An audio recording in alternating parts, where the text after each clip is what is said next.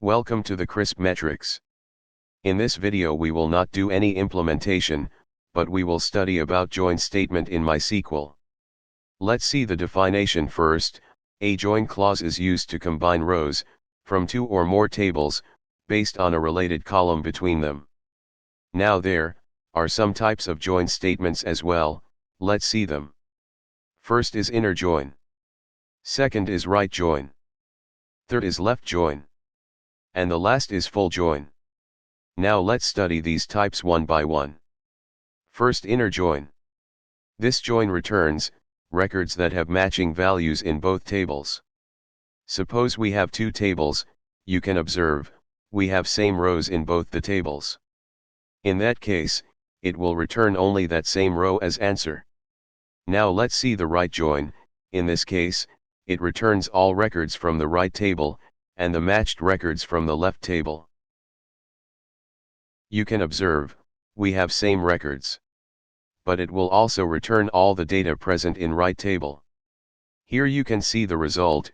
It contains the same rows plus second row of right table as well.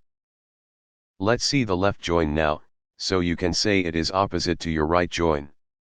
The definition says that it will returns all records from the left table and the matched records from the right table. Suppose we have our left table here and then right table.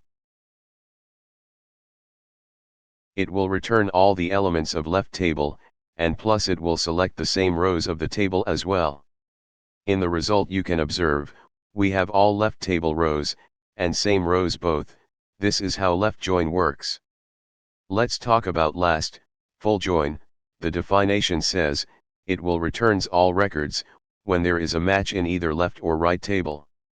Now let's try to understand with tables example. Here we have left and right tables. Full join will select same rows.